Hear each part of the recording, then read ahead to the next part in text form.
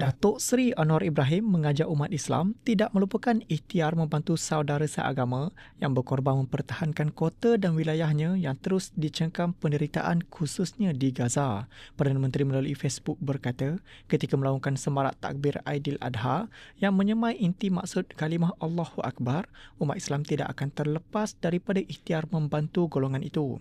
Beliau berkata, Aidiladha bukan sekadar ibadah fizikal tetapi satu manifestasi solidariti dan keinsafan sejagat.